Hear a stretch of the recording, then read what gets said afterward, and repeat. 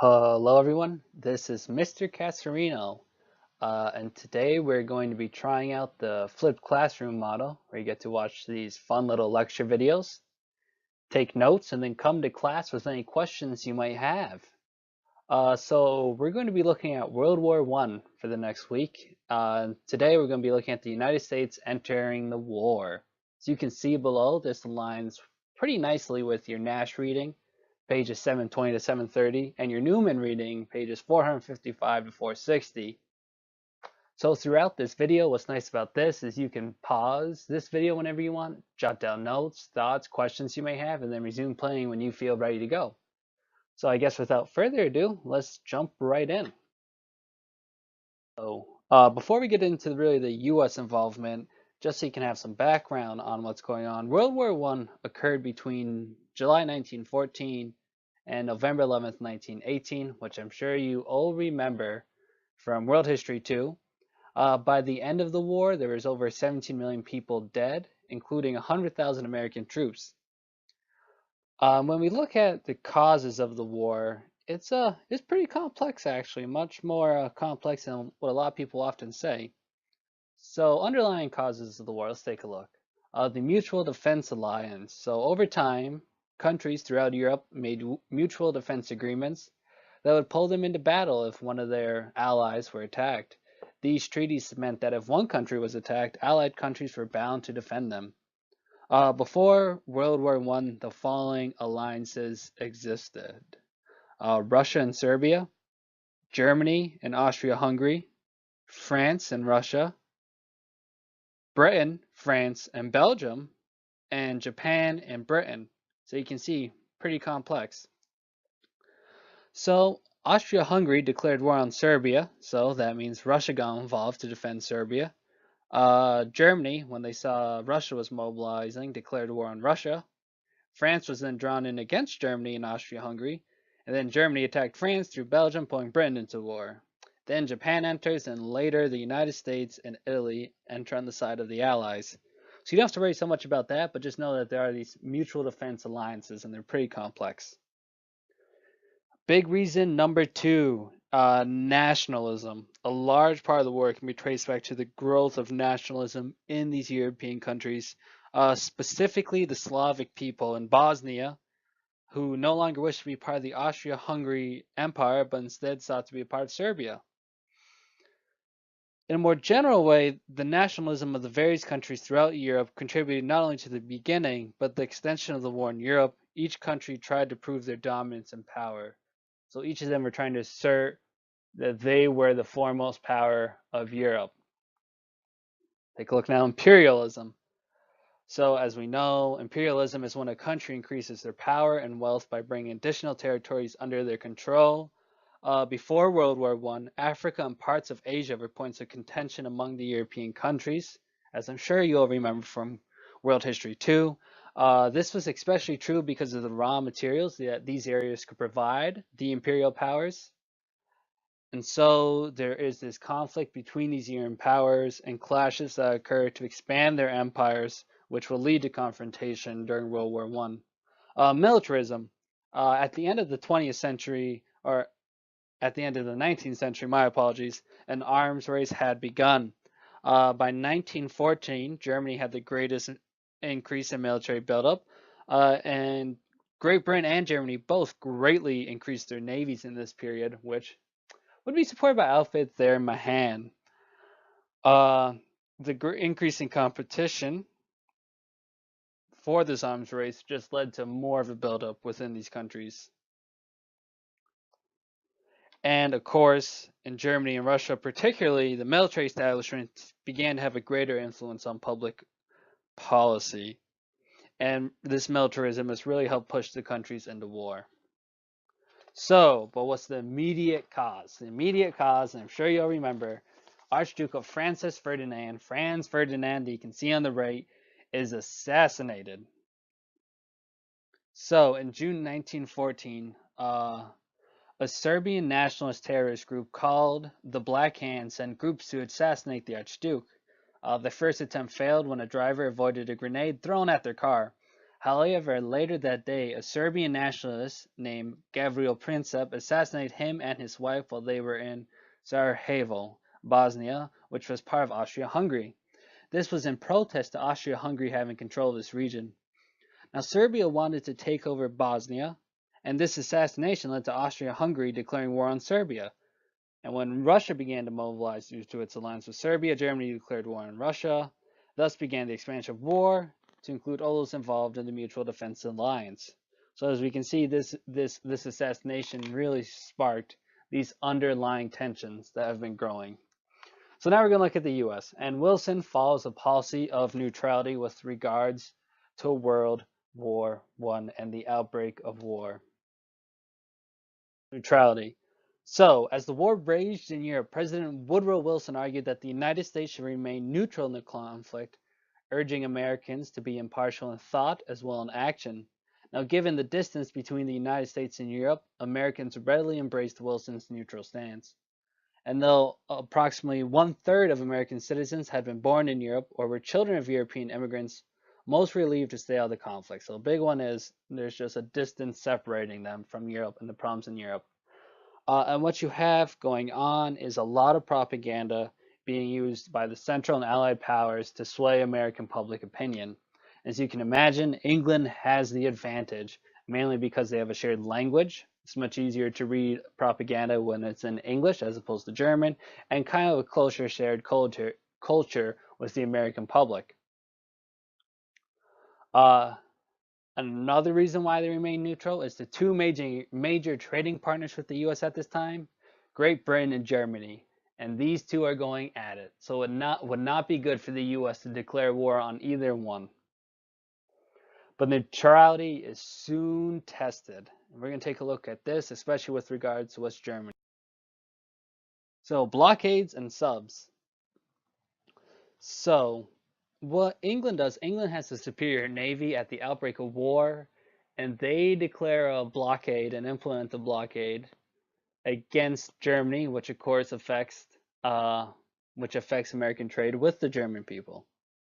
And so, to contend with the British Navy, Germany themselves declares a blockade on England, declares it a war zone, and they begin using a new weapon of war known as the U-boats, or undersea boats, which were practically submarines. So unlike surface ships, U-boats did not adhere to the traditional rules of engagement, which required raiders to stop a vessel, examine its cargo, and allow passengers to escape before sinking the ship. Instead, so as you can see, the strength of the submarine was ability to strike without warning, while its major weakness was its inability to surface to defend itself. So Germany began attacking British and American vessels in the waters of North Atlantic. In March of 1915, Germany sunk the British steamer Falaba, killing one American. In May, 2 more lives were lost. But probably the most well-known, as you can see on the screen, is the Lusitania, which was sunk on May 7th, 1915 by German U-boats. Now, the Lusitania was a British passenger liner that was traveling from New York to Liverpool, England. And what it does is the German U-boats sink this ship, killing nearly 1,200 people, including 128 Americans. And so this does not sit well with the American public. Now, Germany defended the sinking of the Lusitania by correctly asserting that the ship was transporting a large supply of small arms ammunition, which it was. This fact did little to convince Americans that Germany was justified. While many openly called for war, President Woodrow Wilson remained cautious against any action that would bring America into battle. So instead, Wilson attempts to make some diplomatic moves to persuade Germany to shift its tactics. Wilson issued a note, grudgingly signed by Secretary of State William Jennings Bryan, who was very much anti-expansion and anti-intervention, demanding that the Germans abandon unrestricted submarine warfare. Germany responded with an explanation of their military situation, but not an apology for their warfare tactics, nor any indication that they were willing to change their strategy. So about 1 month later, after this, Woodrow Wilson issues another statement, a very strongly worded no, and this time William Jennings Bryan resigns rather than signing the letter that he believed could spark war with Germany. So Jennings Bryan resigns. Some other big ones is in August 1915, Germany sunk the Arabic, another British liner, killing 2 Americans, and they would also go on to sink the Sussex, which occurred 7 months after and was a French steamer. And so, in response, Wilson issued the Sussex Ultimatum, a decree that said the U.S. would break diplomatic relations with Germany if German U-boats continued to sink unarmed vessels. Again, Germany signaled that they would not sink passenger vessels without warning. However, Germany's latest reassurance came with one major stipulation. The United States had to persuade the Allies to stop blockading commodities to Germany. Now, Wilson accepted Germany's pledge, but he did not accept the decree concerning the Allies. And so this is a time when the German government finally agreed publicly to not sink unarmed ships without warning. Support of the Allies is what eventually ends up happening with the UN. So even though the United States was officially a neutral nation, they had strong economic ties, especially to Great Britain and France. And this comes primarily from war needs. Because of how successful the British blockade on Germany was, U.S. businessmen weren't able to trade with Germany, even though they technically could have, but because of this blockade, they were prevented from doing it. So they primarily trade with allied partners. And again, war, as we all know, is great for business. So American business was very ready, very ready to support this. And also, you get loans. In addition to this trade with the Allies cannot finance the purchase of everything they needed, and the U.S. government permitted private citizens like J.P. Morgan and other bankers to expend as much as $3 billion in secured credit to Britain and France. These loans promoted U.S. prosperity as they sustained the war's effort. So you get American business doing well while supporting the Allied forces. So public opinions. Uh, as you can imagine, German and Irish Americans support the Central Powers. You have that shared cultural heritage, the same motherland, and this is really who they're going to support. However, though, a majority of the native-born Americans want the Allies to win, and this, of course, goes all the way back to the U.S. relations with France since the Revolutionary War, and the strong trading ties with England. One more thing, I forgot to mention this about Irish immigrants. The reason they support the Central Powers is because of their deep hatred for Great Britain. So they're pretty much cheering for anyone but Great Britain. And another big one is England dominates propaganda. And you can see on the right there's a great image. Not only did Britain command the seas, but also command the war news that was cabled daily to U.S. newspapers and magazines. And so this was a campaign done by the British to sway the American public to the side of the Allies.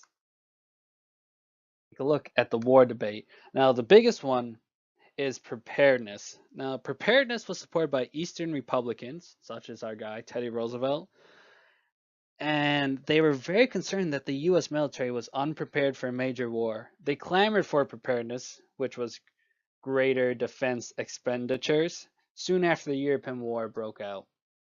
So they want to make sure they're investing in the Army and Navy so they will be as prepared for war if it is to come. Now, at first, Wilson opposed the call for preparedness because he saw it as something that might lead to intervention. But in 1915, he changed his course because of submarine warfare and how it's becoming realized that this war in Europe is going to be a long, hard fight. Now, his proposal, his support of preparedness, caused a lot of controversy, especially among Democrats, who until then were largely opposed to military increases. And he actually goes nationwide. He goes on a nationwide speaking tour on behalf of preparedness. And Wilson finally convinced Congress to pass the National Defense Act in June 1916, which increased the regular army to a force of nearly 175,000 soldiers. And a month later, you will get 50 new warships, including battleships, cruisers, destroyers, and submarines. in just that one year. Now, there is an opposition to war. As we mentioned, Democrats. This opposition comes primarily from the Midwest and West for obvious reasons, just distance and investments in the war. And they were adamantly opposed to preparedness, fearing that would soon lead to American involvement. So they saw preparing for war as the same as being ready to be involved in war. The anti-war activists included populists, progressives, and socialists. Leaders among the peace-minded progressives were William Jennings Bryan, Jane Addams, and Jeannette Rankin, later the first woman to be elected to Congress. Women suffragists actively campaigned against any military buildup, but after the declaration of war in 1917, they support the war wholeheartedly to prove that they're good American citizens. So as you can see there, those are the leaders of the peace faction. Quick look at the election of 1916. So President Wilson was pretty well aware that he had only won the election in 1912 because of the split in Republican ranks between William Howard Taft and Theodore Roosevelt, who was running as progressive. Now, despite his own progressive record, Wilson's chances for re-election did not seem strong after Theodore Roosevelt declined the Progressive Party's nomination for president in 1916 and rejoined the Republicans. So why this is important is because you now have a unified Republican Party voting again. So, and the main Republican candidate is going to be Charles Evans Hughes, who's a Supreme Court justice and former governor in New York. And he's the one who's going to be the leader behind this reunified Republican Party. So the Democrats, they really focus on the fact that Wilson kept us out of war. And actually the slogan will be, he kept us out of war. And the peace sentiment in the country, Wilson's record of progressive leaderships, and Hughes's weakness as a candidate combined to give Wilson the victory in an extremely close election, as you can see from this map. If you look at the electoral vote, split 48-52%, and the popular vote, very same numbers. But again, it's because Hughes ran a poor campaign and Wilson did keep the United States out of war, and he was a fairly good progressive in the minds of others. However, we do know that there is a decision for war. So to support his campaign, I just want to say one thing about Wilson. He did send a foreign policy advisor to London, Paris, and Berlin to negotiate a peace settlement. So he was hoping that he could act as the mediator to end this conflict in Europe. And in January 1917, after many attempts at peace, Wilson made a speech to the Senate declaring U.S. commitment to his idealistic hope for peace without victory. So no side would win, but they would mediate a solution between those fightings. But as we know, this is not what Wilson does. Shortly after winning the election on the slogan, he kept us out of war, he gets us into war. So the big one, on January 31st, 1917, Germany renews unrestricted submarine warfare. And they did this by justifying the fact that they needed to do it if they had any hope of winning the war, because they wanted to really make sure that they were cutting off supplies to the Allies, and the primary trader of the Allies were American businessmen. And so a few days later, as we have with the Sussex declaration from Wilson, Wilson breaks off diplomatic relations with Germany. But still, at this time, Wilson's not really ready to go to war. And so Germany now makes some bad foreign policy decisions. On March 1st, U.S. newspapers carried the shocking news of a secret offer made by Germany to Mexico. It was intercepted by British intelligence, and it was a telegram to Mexico from the German Foreign Minister Arthur Zimmermann, proposed that Mexico ally itself with Germany in return for Germany's pledge to help Mexico recover lost territories, including Texas, New Mexico, and Arizona. So going back to the Mexican-American War.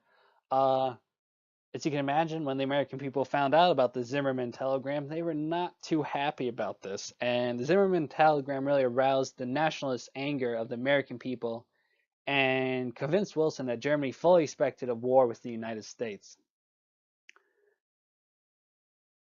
So Germany asked Mexico to join the war, and that really upsets the people. Another thing that we don't really think about is the Russian Revolution, which occurs in March of 1917. And so, applying the principle of moral diplomacy, Wilson wanted the war to be fought for a worthy purpose, the triumph of democracy. This is what was at the heart of his moral diplomacy. And it really bothered himself that one of the allies was Russia, which was a nation governed by an authoritative czar. It wasn't a democratic society. And so, the barrier, though, to U.S. participation was suddenly removed when the Russian revolutionaries overthrew the czar's government and proclaimed a republic. Uh, so now Wilson sees that all Allied powers are a republic, are democracies. But we know a little while later, in November, the revolutionary government would be overthrown by communists, which has its own issues for Wilson, but that's a whole different story. So overthrow the Tsar. Uh, And like we said, there's renewed submarine attacks. In the first weeks of March, German submarines sank 5 unarmed U.S. merchant ships, and this was really the final straw. So on April 2nd, 1917, President Wilson stood before a special session of senators and representatives and solemnly asked Congress to recognize that a state of war existed between Germany and the United States. His speech condemns Germany's submarine policy as warfare against mankind and declared the world must be made safe for democracy. And 4 days later, on April 6th, an overwhelming majority of Congress voted for a declaration of war. Although a few pacifists, including Robert La Follette, who we remember from the Populace, and Janet Rankin, defiantly voted no. But with this vote of war is what would enter the United States into the First World War, the Great War. So that's what we have for this video. Hope this was helpful. I hope you will bring some questions to class about the material, or maybe some things you would like to explore a little bit more in depth in class. And to make sure you actually watch the whole video, just know that the magic word is penguin. Be ready to tell me that the magic word is penguin on a piece of paper. Well, that's it for today.